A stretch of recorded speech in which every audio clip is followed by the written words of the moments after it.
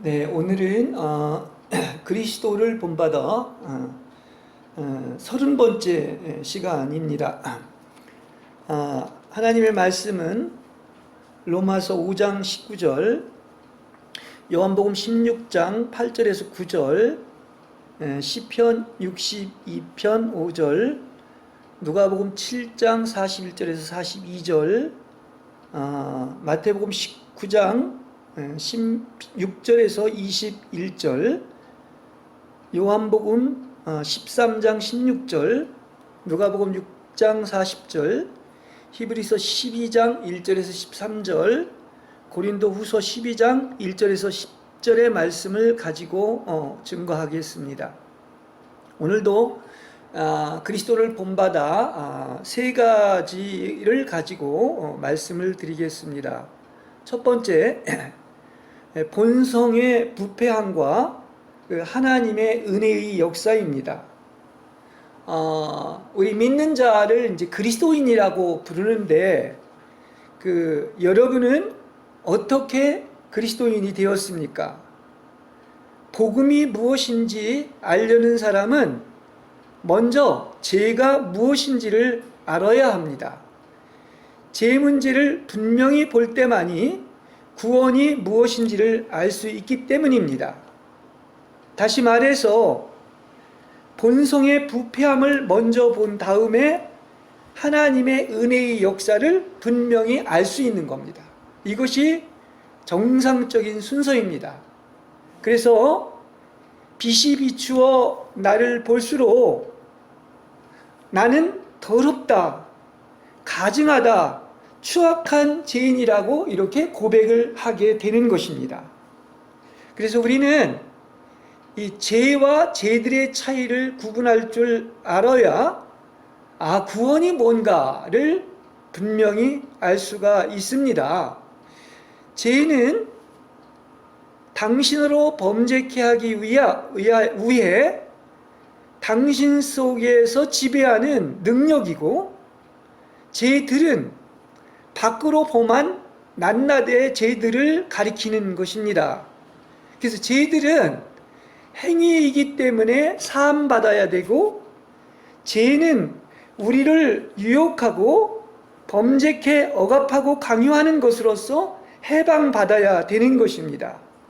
그래서 성경은 죄들을 사함받는다고 했지 죄싸움이라는 말은 단 한 군데도 없습니다. 근데 우리는 어떤 때 죄싸움이라고 그러는데 죄들을 사함받는 겁니다. 지금 두 가지를 제가 얘기하고 있는 것은, 죄들은 그 행위로서 사함받는 것이고, 죄는 죄의 능력으로서 거기에서 해방받는 것을 이야기하고 있습니다. 이걸 구분할 줄 알아야 돼요. 그래서 이 두 방면을 보아야만이 우리의 구원이 완전하다는 것을 알게 됩니다. 자, 그렇다면 누가 죄인입니까? 성경은 범죄한 사람이 죄인이 아니라 죄인이기 때문에 범죄한 것이다. 그래서 아까 죄와 죄들에 대한 차이를 알아야 된다는 겁니다. 우리는 바로 뭐냐? 원죄를 가지고 태어난 죄인임을 깨달아야 됩니다. 이게 신앙에서 가장 중요한 출발이 되는 거예요. 네. 성경에 보면 하나님이 의인을 찾으신다면 한 명도 없다고 그랬습니다. 모든 사람은 다 죄인이라는 거예요. 모든 사람이 죄를 범하였으며 하나님의 영광에 이르지 못한다고 했습니다. 그러니까 그냥 우리가 죄를 범하건 안 범하건 아담으로부터 태어난 모든 사람은 죄인인 거예요. 이걸 인정할 줄 알아야 됩니다. 그래서 로마서 5장 19절을 보면 한 사람의 불순종을 통하여 많은 사람이 죄인들로 조성이 되었다. 이제 이게 새로운 번역에서 이야기할 수가 있는 것인데, 여기서 우리 자체가 아주 죄로 똘똘 죄악 덩어리로 조성됐다는 거예요. 예. 이게 로마서 5장 19절의 말씀입니다. 그러니까 이렇게 얘기할 수 있어요. 우리의 본적은 죄인이고 우리의 직업은 범죄하는 것이다. 이게 바로 죄로 조성된 것이라는 것을 이야기하고 있습니다. 그러니까 다시 분명히 알아야 될 것은, 아는 것 같지만 우리가 모르는 게 많아요. 죄를 우리는 범하든 안 범하든 우리는 죄인이라는 거예요. 애초 아주 그냥 태생 자체가 그런 것입니다. 그래서 우리는 그리스도 안에서 새로운 은혜를 받아들여서 죄가 사여진 의인이지만 죄를 제거하는 것은 아직 몸의 구속이 이루어지질 않았기 때문에 완전히 이루어지질 않았기 때문에 여전히 죄인인 거예요. 그러니까 우리는 천국에 들어가기 전까지는 의인이지만 또한 죄인이라는 사실인 겁니다. 그래서 우리가 수천만 가지의 일을 저지를 수도 있고 한 가지 일도 저지르지 않을 수가 있지만 뭡니까? 태생이 본래부터 죄인이라는 것을 뼈저리게 느껴야 됩니다. 그래서 우리가 이 전하는 메시지 왜 자꾸 그쪽을 강조하느냐 이렇게 얘기할 수가 있겠지만 이 기초가 확고하게 서야지만 구원이 무엇이라는 걸 알아요. 이게 안 되면 기초가 안 서 있기 때문에 구원에 대해서 잘 모릅니다. 그러니까 우리가 죄인임을 아는 게 은혜인 것은 죄인임을 알지 못하면 이 복음의 위력과 은혜를 잘 모른다는 사실인 것입니다. 예. 그러니까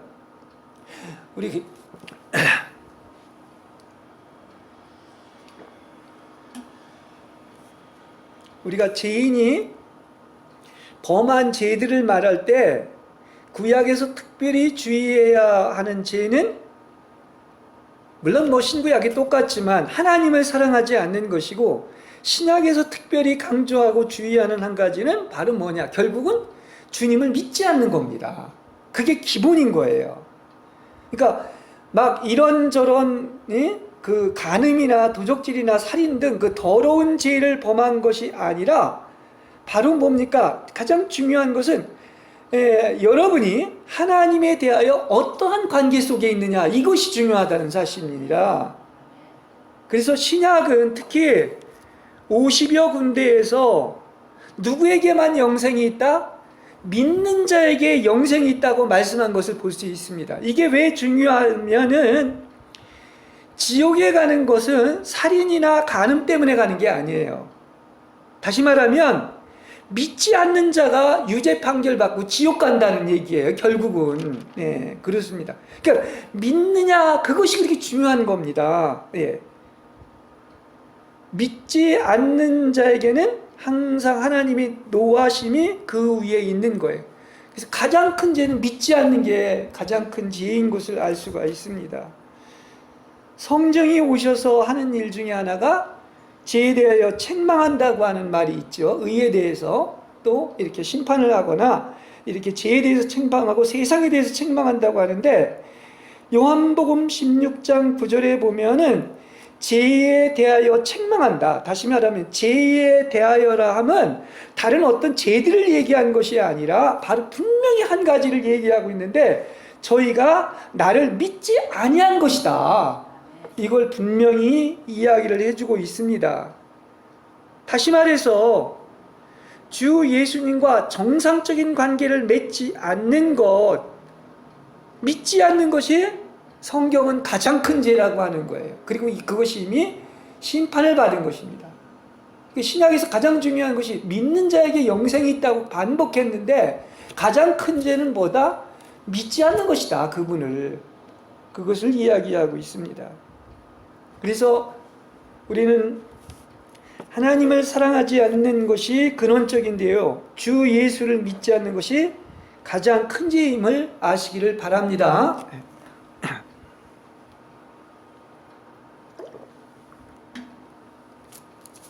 그래서 우리가 가장 이 잘못된 이 사고가 있습니다. 뭐냐?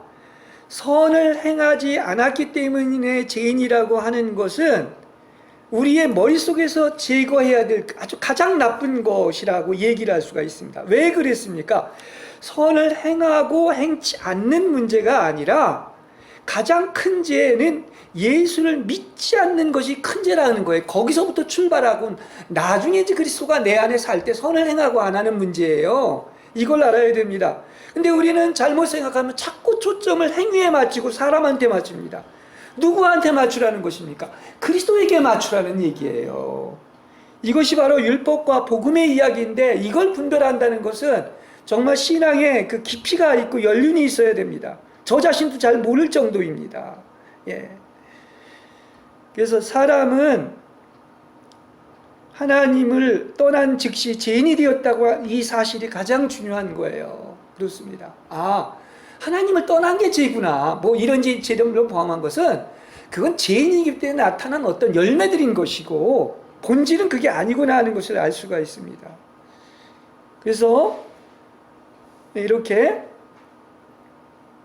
죄는 이렇게 능력이 있는 것을 알 수가 있습니다. 그래서 죄와 맞설수록 이렇게 피 흘리기까지 싸울수록 이 죄가 힘이 있구나, 능력이 있구나 하는 것인데, 바로 그걸 알면 할수록 내 자신이 멸망받을 죄인 덩어리임을 깨닫게 되는 거예요. 죄와 맞서 볼수록. 그렇습니다. 그래서 그날에야 비로소 우리는 어떻게 됩니까? 내 자신이 그야말로 아무것도 의지할 것도 없고 죄의 문제를 스스로 해결할 수 없는 사람이라는 것을 드디어 알게 되는 겁니다. 그래서 제가 비로소라는 얘기를 쓴 거예요. 네, 나한테는 의지할 것도 없고 해결할 것이 없는 거예요. 능력이 없습니다. 예, 그것입니다.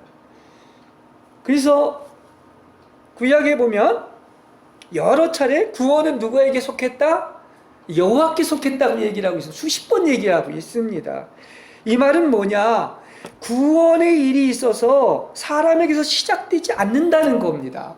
오직 하나님한테만 시작된다는 거예요. 그러니까 사람은 뭐하느냐? 사람이란 존재 자체가 범죄하였고 죽어 마땅한 존재라는 것을 아는 겁니다. 그래야 딴 데 관심을 갖지 않고 생각하지 않습니다.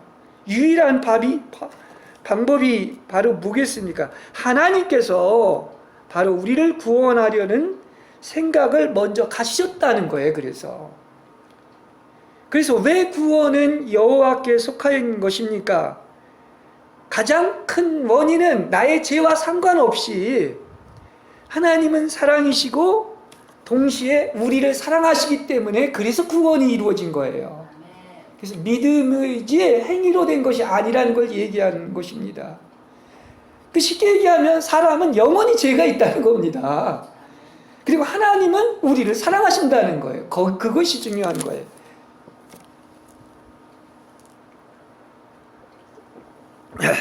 그래서 신구약, 구약 아까 그랬죠. 제가 구약에서 특별히 주의하는 것은 죄는 바로 하나님을 사랑하지 않는 것이다. 그런데 정말 신구약 성경에서 하나님은 제일 아주 가장 여러 가지를 하나님을 이렇게 말씀할 수가 있지만, 역시 최고의 하나님에 대한 표시는 하나님은 사랑이시다. 그죠? 이게 모든 것의 일개명이고 출발입니다. 근원입니다. 그래서 하나님 자신, 하나님의 본성과 하나님 자체가 사랑이시라는 뜻이에요. 네, 그래서 그분이 곧 사랑인 거예요. 그러니까 하나님을 뭘로 말할까? 아마 하나님께 어떤 성질을 말할 수 있다면 하나님의 성질은 그냥 사랑인 겁니다. 예. 그래서 신약 안에서 가장 큰 계시는 바로 이렇게 하나님이 사랑이시라는 것을 우리에게 보여주는 것이에요. 성경이 그걸 얘기해주고 있습니다. 그래서 그분은 그냥 그분의 성질 자체가 사랑이다. 다시 말하면 그분은 사랑하시는 것 외에 달리 행하실 수 없는 분이에요. 그렇습니다. 그러니까 보십시오. 그분이 사랑 자체이기 때문에 하나님이 누구를 미워한다는 것은 불가능한 거야. 죄인을 미워한다는 것은 불가능한 겁니다. 근데 우리의 잘못된 생각으로 무슨 행위를 하고 이런 것이 아니라는 것을 얘기해주고 있습니다. 그러므로 우리가 하나님 자신을 의심하는 것은 복음과 상반되며 가장 큰 오해를 하고 있는 거예요. 이게 다 뭡니까? 우리의 생각 속에서 나오는 거예요. 그냥 그거와 상관없이 죄인도 그냥 무조건적으로 사랑하는 사랑이신 분입니다. 그래서 하나님은 우리의 범죄와 실패와 별개로 결코 변개치 않으시고 한결같이 죄인인 우리를 지극히 사랑하십니다.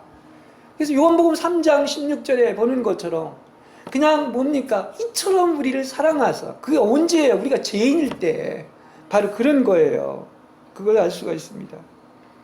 그래서 뭐 그 사랑을 여러 가지 얘기할 수 있지만 우리를 사랑하는 가장 확실한 표가 있습니다. 전부가 사랑이지만 그분은 그게 바로 뭐냐?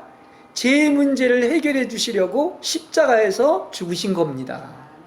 그러니까 죄가 있기에 사랑의 표시로 그분의 사랑을 죽으심으로 핏값으로 표현하신 거예요. 예. 그보다 더한 사랑이 어디에 있겠습니까? 우리는 존재 자체가 죄인인 걸 알아야 돼요. 언제나 나는 죄인이다. 죄인 중에도 은혜를 받으면 받을수록 죄인의 계시다는 것을 그냥 자동적으로 알게 되는 겁니다. 예. 그때 뭐가 보입니까? 주님이 보이고 주님의 그 놀라운 사랑을 보게 되는 겁니다. 네.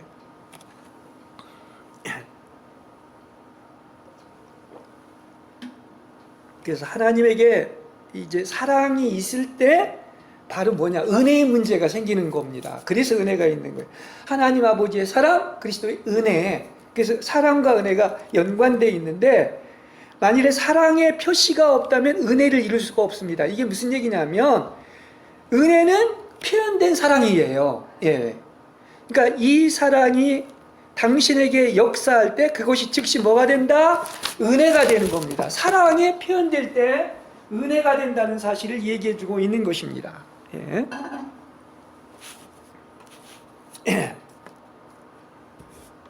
쉽게 설명을 여러분에게 해보겠습니다. 예.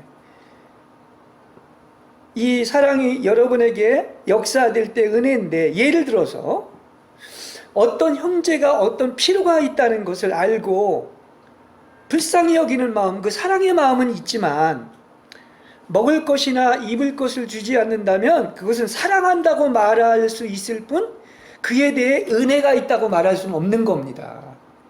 그게 차이점인 거예요. 그에게 밥 한 그릇을 갖다 주고 오담보를 입혀주고 돈을 줄 때 그 사랑이 바로 뭐로 바뀌는 거다? 은혜로 바뀌는 겁니다. 예. 그래서 사랑이 행동으로 변할 때 그게 은혜인 거예요. 예. 그래서 주님이 말로만 사랑하신 것이 아니고 가장 높으신 분이 육신을 입고 이 땅에 어떤 것입니까? 나타난 거죠. 그래서 은혜 위에 은혜가 된 것이지요. 그렇습니다. 예. 그래서 은혜의 정의는 내적인 사랑의 역사에 바꾸의 행위로 곤고한 사람에게 먹을 것이나 입을 것을 준 것입니다. 그 은혜라는 것은 사람에게 공견과 곤란함이 있고 스스로 해결할 수 없는 문제가 있을 때 하나님이 일하시는 것으로서 사랑이 실제화되는 것이 은혜라는 거예요. 예. 그 은혜는 하나님이 사람에게 무엇을 요구하시는 것도 아니고 하나님이 사람의 업적을 받으시는 것도 아니며 하나님이 친히 오셔서 사람을 위해 일하시는 것이죠. 그 가장 분명한 것이 주님이 사랑이신 하나님이 어떻습니까? 그리스도로 오셔가지고 그 은혜 위에 은혜를 보여주시지 않았습니까? 예. 그래서 우리가 그분이 그 사랑이 은혜로 나타나는 것이 그야말로 빌립보서 2장 5절에서부터 11절에도 보는 것처럼 그 은혜를 보여주시길 가장 높은 곳에서 가장 낮은 곳으로 내려온 거죠. 그래서 이렇게 사랑의 낮은 데로 흐를 때 그게 은혜라고 말할 수가 있는 거예요. 그래서 사랑은 항상 아래로 흐르는데 그게 바로 은혜가 되는 것입니다. 이 말은 낮은 데 거하지 않는 사람은 은혜를 받을 수가 없습니다. 여러분이 하나님보다 높고자 하거나 동등한 위치에 있다고 한다면, 있으려 한다면은 아마 영원히 은혜 받을 날은 임하지 않게 될 것입니다. 어떤 사람이 은혜를 받느냐? 오직 낮은 데 처한 사람에게만 은혜 받을 날이 있는 거예요. 그렇습니다. 그러니까 우리가 왜 많이 얘기하는 것처럼 우리는 자꾸 이렇게 인간적인 생각으로 그 사람들은 탕감 많이 받은 여인은 죄인이고 자기들은 죄인이 아니라고 착각을 했는데 아닙니다. 제가 지금 근본을 얘기하고 있지 않습니까? 다 똑같은 죄인이다. 그냥 죄악 덩어리다. 그 다 같은 죄인이지만 탕감 받은 것이 많다고 하는 죄인은 은혜를 그냥 쏟아붓게 받았고, 탕감 받은 것이 별로 없다고 하는 의인은 은혜를 전혀 받지를 못한 것을 알 수가 있어요. 그러니까 그래서 제가 더한 것에 은혜가 더 크다고 하는 것처럼 죄의 크기를 더 크게 느끼는 만큼 은혜가 막 쏟아 부어지는 겁니다. 더 큰 거예요. 모든 것이 은혜인 것입니다. 내가 죄인임을 느끼지 않는 자는 절대 은혜 받을 수가 없는 겁니다. 이걸 이야기하고 있는 것이지요. 네. 그래서 제가 항상 제 자신도 그렇지만 정말 낮은 자리에 있는 게 쉬운 게 아니구나. 우리가 그렇게 그토록 낮은 자리에서 극악무도한 죄인임을 볼수록 뭐가 당연히 그리스도의 예수의 은혜가 흐르게 되어 있는 것입니다. 항상 은혜를 못 느끼는 것은 내가 동동되거나 또 나아가서 높고자 하거나 자고해서 은혜를 못 받는 것이죠. 예.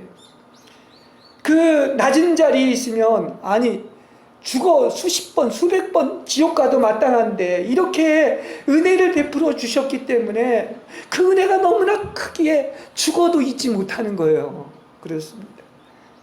내가 죽어야 하는데 죄인 되고 원수 되었을 때 그리스도께서 나 대신 죽으셨고 나 대신 공짜로 이렇게 값없이 이토록 풍성한 생명을 누리고 있으니 엄밀한 의미에서 보면 우리는 사는 것 자체가 덤으로 살고 있는 것이에요. 그렇게 생각하는 사람이 몇 사람 됩니까?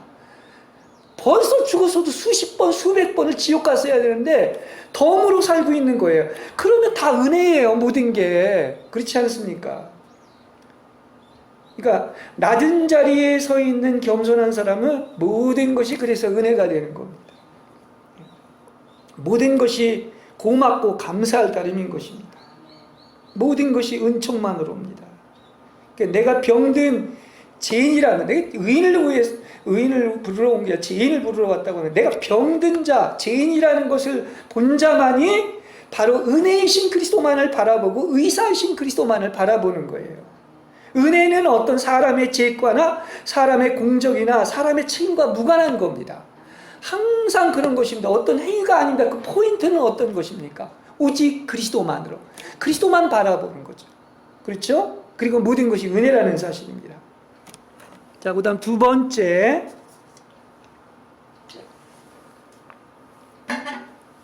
예. 또 강조를 하죠. 이건 제가 강조하는 게 아니라 이 토마스 캠피스의 그리스도를 본받아가 계속 이걸 강조하고 있습니다.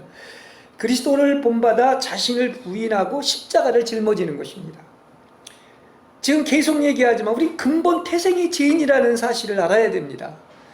아마 이제는 이제 하도 들어서 이 메시지를 듣는 사람들이 인정을 하겠지만은 아마 그전에는 그런 얘기를 들으면 아주 싫어했을지도 모릅니다. 아니 내가 왜 죄인이냐고 할지 모르지만 근본이 죄인이라는 걸 아는 것이 은혜예요.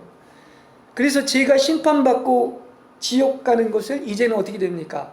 이제 달게 여기게 되는 거야. 아, 내가 죄인이기 때문에 죽어야 마땅한 것이구나 하는 걸 알게 되는 것입니다. 그리고 여기서 심판받아야 다음 지옥이 없는 겁니다. 예. 그러므로 내 자신에게서 벗어날수록 더 깊이 하나님 속으로 들어갈 수 있는 겁니다.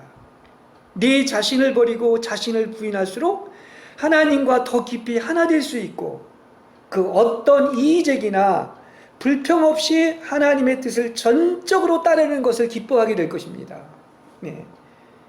마귀의 본성인 죄와 사탄의 화신인 자아가 죽어야 길이요 진리요 생명이신 그를 알게 되고 진리를 알면 진정 자유롭게 되고 영원한 생명을 얻게 될 것입니다.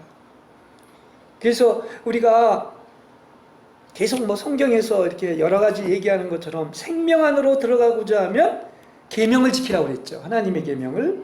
그리고 진리를 알고자 하면 그리스도 예수를 믿고 온전해지고자 한다면 모든 수요를 팔아 가난한 사람들에게 나눠주고 참된 제자가 되고자 한다면 자신을 부인하고 영원한 생명을 얻고자 한다면 현세에서 주어진 목숨을 멸시하고 천국에서 높임을 받고자 한다면 이 세상에서 내 자신을 낮추고 나와 함께 왕이 되어 다스리고자 한다면 값을 주고 금과 흰옷과 안약을 사라고 이렇게 얘기를 하고 있습니다.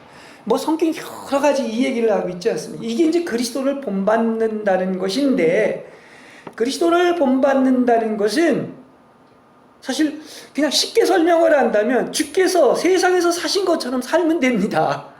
그렇죠? 이미 본을 보여주셨지 않습니까? 그리고 사도들이 또 본이 된 거예요.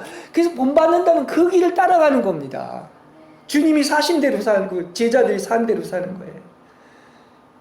그 주는 어떻게 하셨습니까? 세상으로부터 멸시받는 좁고 험한 길을 이렇게 사셨고 굴욕을 당하시고 죽기까지 순종하신 겁니다. 그게 주님을 본받는 거예요.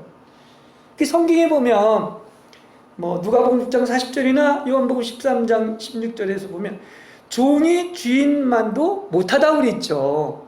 그리고 제자가 스승보다 못하다고 한 것입니다. 근데 우리가 아무리 멸시와 천대와 굴욕을 당한다 해도 주님만큼이야 당했겠습니까?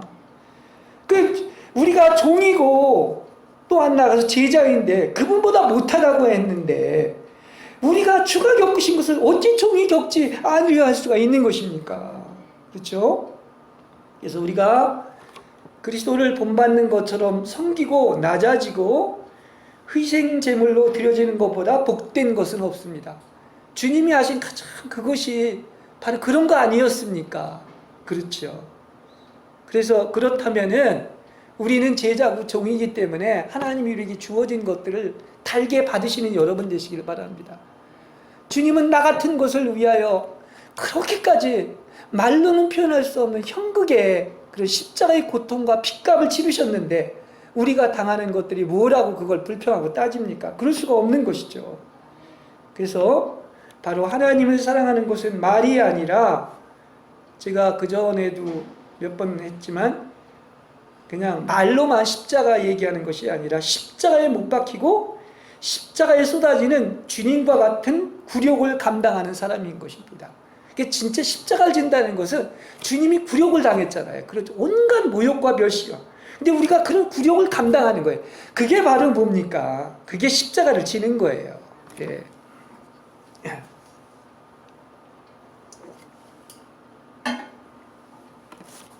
그래서 주여 나로 하여금 주께서 말씀하시고 약속하신 것들을 받기에 합당한 자가 되게 해주셔서 내게 이루어지게 하소서 그렇게 기도해야 합니다. 그래서 이게 이제 지금 뭐 얘기한 것처럼 자기를 부인하고 자기 십자가를 지고 죽고자 산다는 것인데 한마디로 얘기한다면 죽어야 사는 이 사직생 이거 우리에게도 있는 겁니다. 하나님이 정해신 게 있는 거예요. 십자가의 분량이 있는 겁니다. 그래서 우리는 십자가를 주님의 손에서 받은 거예요. 누가 주신 거야? 주님의 손에서 받은 겁니다. 그래서 주께서 짊어지게 하신 그대로 하나님이 정하신 그 십자가를 죽기까지 이렇게 달게 지고 가는 여러분들이 되시길 바랍니다. 말이 아니라니까요. 이게 그리스도를 본받는 것이라는 것입니다. 그래서 하나님의 안대와 손길 안에 있는 십자가는 사람마다 다르고 또 정해져 있고 신부로 선택한 자들에게 분명히 다릅니다. 길이 다릅니다. 성경은 그 얘기를 가지고 있습니다. 아브라함, 모세, 다윗, 욥, 요나, 베드로, 예수님의 어머님 마리아, 바울 그들이 이렇게 생애 중에 양심의 산채로 이게 지옥의 맛을 봤습니다. 그렇죠? 예.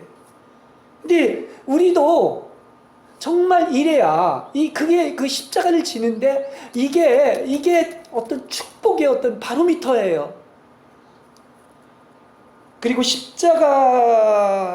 십자가는 우리 혼자 지는 것이 아닙니다. 시련을 당하는 것도 십자가를 지는 것도 나 혼자 지는 게 아니라 내 안에 있는 그분이 지고 가는 거예요. 예.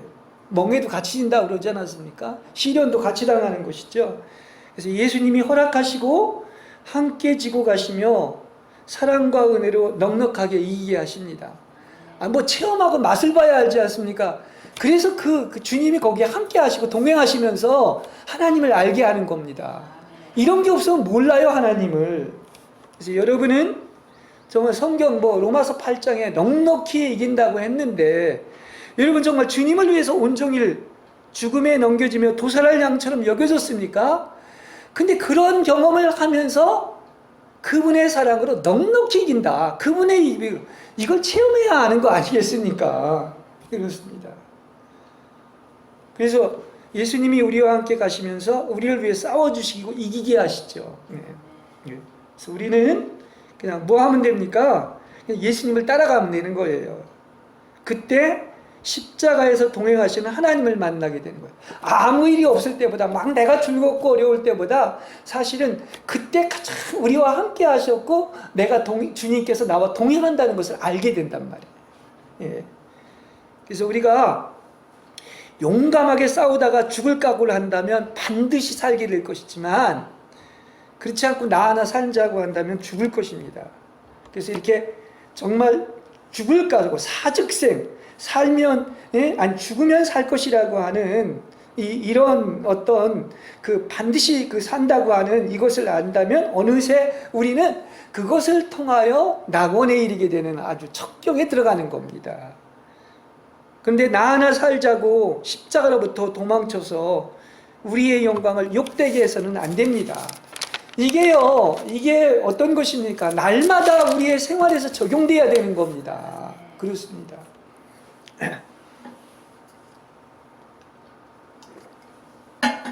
마지막 세 번째, 시련과 고통, 실패와 흑암과 약함이 있을 때 지나치게 낙심하지 않음입니다.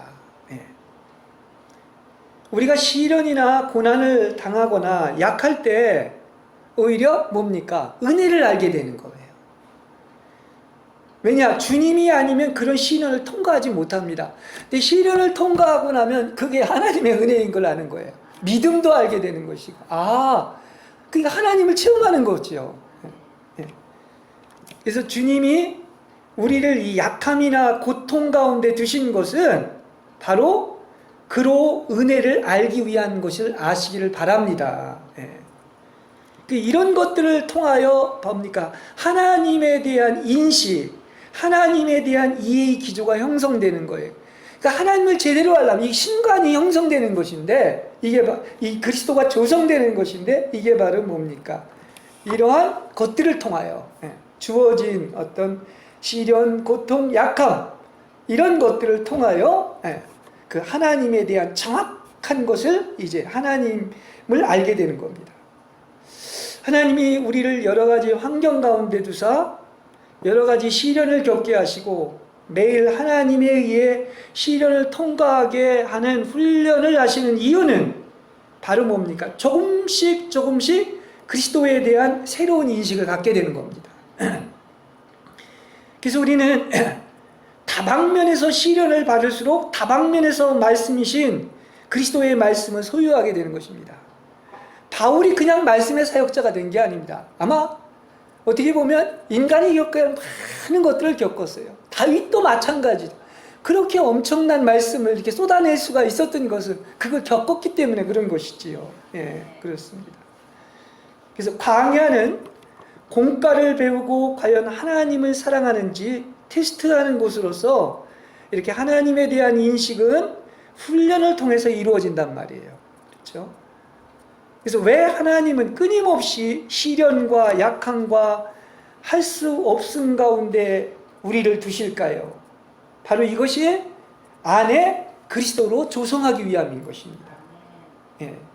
그러니까 여러분이 아는 말씀은 그리스도를 아는 데서 온 것인데, 하나님이 바로 뭐냐? 여러분의 몸에서 형성한 것이어야 되는 겁니다. 그래서 제가 조성이라는 말을 쓴 겁니다. 여러분 안에 형성된 말씀이 하나님의 말씀인 것은 그 말씀이 여러분 스스로 생각해낸 것이 아니고 다른 사람에게서 배운 것이 아니라 바로 하나님이 당신 안에서 형성한 것이기 때문인 것입니다. 성령이 그렇게 아로새긴 겁니다. 그래서 당신의 말씀은 하나님이 당신 안에서 수년 동안 혹은 수십 년 동안 역사하심으로 연단되어진 그 몇 마디가 참된 말씀인 겁니다. 똑같은 사랑 하나도, 은혜 하나도요, 그것이 수십 년 형성이 됐을 때 그게 진짜가 되고 실제가 되는 겁니다. 예. 그래서 당신의 말씀은 하나님이 당신 몸에서 수년 동안 조각하고 갈고 다듬어짐으로 형성된 말씀이어야 한다는 것입니다. 이게 진짜 말씀인 것이죠. 예. 이 말씀은 하나님의 씻으심과 배운 공과를 거쳐 나온 것이기 때문에, 그래서 그냥 내 스스로 생각한 것이나 다른 사람에게서 배운 것이 아니라, 그것은 당신이 한 말이지만 결국은 뭡니까? 하나님의 말씀이 돼버린 거예요. 왜냐? 여러 번 안에 조성되고 형성됐기 때문에, 공과를 통해서 배웠기 때문인 것입니다. 그래서 당신의 말은 다 깊은 데서 배우고 적셔짐과 압력을 통과하여 나온 것이어야 한다는 말인 것입니다.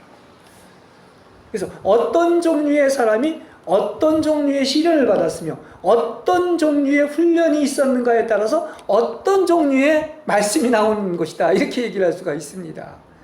그 바울이 어떻습니까? 뭐 죽기까지 살 소망까지 끊어졌다고 얘기를 하면서, 죽음이 나한테 역사할수록 많은 것을 내가 잃고 많은 것을 주고 많은 것을 박탈당한 만큼, 죽음이 역사한 만큼 그 생명을 공급했다는 것이 바로 이런 뜻들을 얘기하고 있는 것입니다.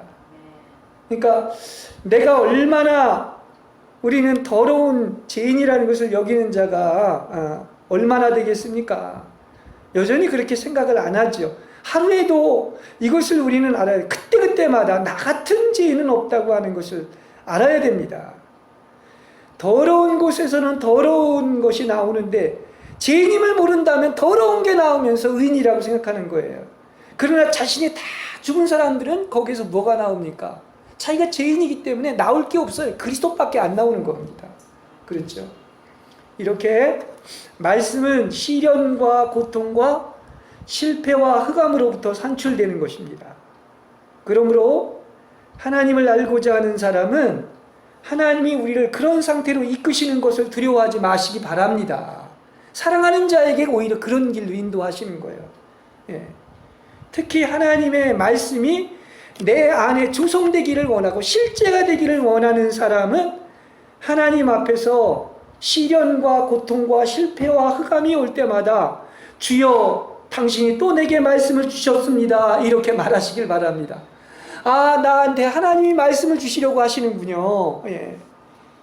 그래서 당신은 한 번 시련을 거칠 때 말씀이 조금 형성되고, 두 번 시련을 거칠 때 말씀이 더 형성된다는 것을 체험으로 알게 되는 것입니다. 이래서 수년 혹은 십수년, 아니 수십 년, 그래서 그 말씀이 완전히 실제화되는 거예요. 내 것이 되는 거예요. 그래서 나의 말이 곧 하나님의 말씀까지 되는 것입니다. 예. 그리고 이렇게 되면 더 분명히 하나님에 대해서 인식하게 되는 거예요. 하나님을 제대로 아는 것이죠. 주님은 당신의 말이 갈수록 뭐와 가까이 되기를 원하냐면 성경과 같이 되도록 여러분을 그렇게 인도한다는 사실을 아시기를 바랍니다. 예. 그래야 여러분 것이 되는 겁니다.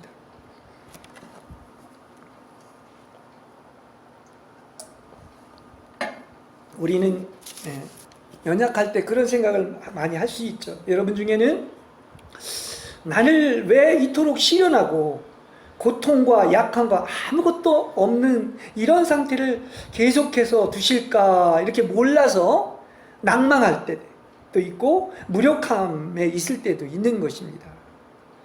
근데 다른 게 없어요. 그것이 바로 뭐냐, 사랑하는 자에게 우연이 없는 것처럼 그게 하나님의 손길 안에 있는 것이고 하나님의 절대적인 주권이에요. 예, 그렇습니다. 그러니까 어디까지 가야 할 길을 정하신 것도 하나님이고, 사람마다 길이 다릅니다. 그걸 알아야 돼요. 비교하면 안 돼요. 여는 사역이 있고 세우는 사역도 있고 보수하는 사역도 있습니다. 그래서 그거에서 뭐를 배우느냐, 그 공과를 통해 가지고 그야말로 온전해지는 그런 연습을 하는 겁니다. 그렇죠? 그러니까 주님의 이끄심에 우리는 뭐 하는 겁니까? 나하고 정반대고 전혀 이해가 안 된다 할지라도 어떻습니까? 그분의 이끄심에 절대 순복하는 거예요. 그냥 그분 사랑하는 것, 그거 하기 위한 것을 알 수 있습니다. 여러 가지 있지만 아마 시간과의 싸움은 시험 중에도 아주 큰 시험이에요. 여러분, 모세가 이제 40년 단위로 80년을 이렇게 훈련을 받고 나서 그렇게 깨달아 얘기하고 있지 않습니까? 1000년이 하루와 같다. 여러분, 1000년을 하루와 같이 인내할 수 있습니까? 이 신앙에서 인내한다는 것, 이거 대단한 하나님의 최고의 훈련입니다. 그렇습니다. 예. 여러분에게 다루심과 시련과 약함이 있는 것은 하나님의 은혜가 여러분에게 바로 족하다는 것을 알게 하기 위한 것입니다. 하나님의 섭리로 여러분을 성령님이 그 길로 이끄신 것을 분명히 아시길 바랍니다. 예.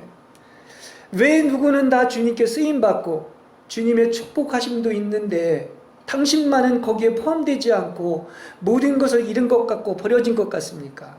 그러나 영을 전하는 말씀의 사역자나 신부의 영성을 가진 자는 하나님이 예정하신 이 좁은 길을 가게끔 하는 것이 분명하다는 사실을 아시길 바랍니다. 넓은 길에 두지를 않습니다. 그리고 징계를 내리시고 채찍을 가하십니다. 그렇지 않고서는 이렇게 내 안에 형성된 하나님의 말씀 그리스도를 전할 수가 없고 신부의 영성을 가질 수가 없는 거예요. 그 길만이 다른 길이 아닙니다. 그 길만이 바로 하나님이 정하신 길인 거예요. 그래서 그런 길에 두신 것을 이렇게 말하면 어떨지 모르지만 숙명처럼 받아들이시기 바랍니다. 누가 감히 하나님이 정하신 길을 거스릴 수가 있겠습니까? 가고 싶다고 가고 안 가고 싶다고 안 가는 게 아니잖아요. 모든 것이 다 흑암 속에 있을지라도 지성소 안에서 흑암 속에 있는 온 밤을 반드시 거쳐야 부활의 아침에 오는 것이 원리예요. 그렇죠? 그 뭐죠? 아론의 지팡이에서 그 싹이 난 것이 온 밤을 지내고 나서 싹이 난 것과 마찬가지인 것이죠. 그러니까 그게 완성이 되려면 흑암 속에 있을지라도 지성소 안에, 이게 지금 지성소 안에 있는데 뭐 안에 있다? 흑암 안에서 하룻밤 속에 온 밤을 지내야 된다는 사실을 얘기하는 거죠. 그래서 여러분에게 내 힘으로 어찌할 수 없는 약함이나 가시가 있습니까? 그것이 나를 쳐서 타격과 학대와 압박과 고통을 받게 됩니다. 네, 여러분을 낮추시어 과연 그러한 상황에서도 하나님만 사랑할 수 있는지 시험하려는 거예요. 가시가 얼마나 아프겠습니까? 몹시 아프지만 낮은 곳에 두셔가지고 촉한 은혜를 알게 하는 겁니다. 그 바울이 모든 그 영의 세계에 계시를 해주셨고 알았는데 그 가시를 주신 것은 바로 뭐냐? 항상 그거를 통하여 그 아픈 가시를 통하여 그 족한 은혜를 알게 된 것입니다. 이게 족한 은혜를 아는 비결인 거예요. 가시가 있었기 때문에 아는 것입니다. 그러니까 조급해하는 것은 무익합니다. 나의 시간표가 아니라 뭐다? 하나님의 시간표대로 되는 것이고, 나의 생각대로 되는 게 아니라 하나님의 생각대로 되는 것이고, 나의 길이 아니라 하나님의 길입니다. 다 주권은 하나님께 있어요. 그러니까 우린 뭐 하는 것입니까? 그거 따라가고 순종하는 것밖에 없는 거예요. 무슨 내 길이 있고 내 시간, 내 생각이 있고 나의 시간표가 있습니까? 그래서 나의 기대와는 다르게 설사 구약에 그런 말이 몇 번 있는데 그리 아니하실지라도 우리는 아멘하고 받아들이는 거예요. 그런 훈련을 하는 겁니다. 그래서 하나님은 내가 형통하여 막 기뻐하고 위로받고 내 뜻대로 되고 이렇게 막 기뻐서 열심을 내는 것보다 오히려 시련과 역경 속에서 인내하고 낮아져 순종하는 모습을 더 기뻐하십니다. 왜냐? 그건 중심이 바로 하나님께 가 있어요. 내가 막 자유하고 기쁘면 중심이 나한테 와 있어요. 그러니까 나의 자유보다는 하나님께 순종하는 것이 더 중요한 것이죠. 예.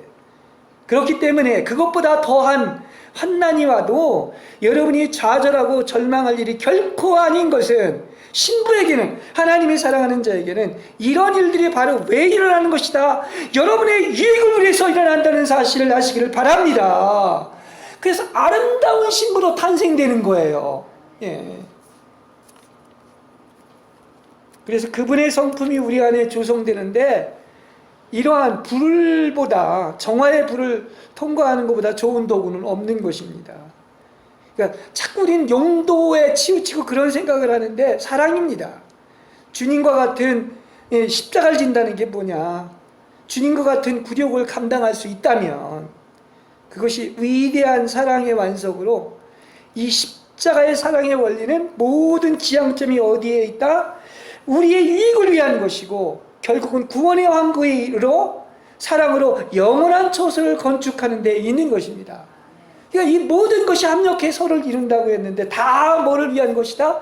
여러분의 유익을 위해서 이러한 일이 있다는 사실을 믿으시기를 바랍니다.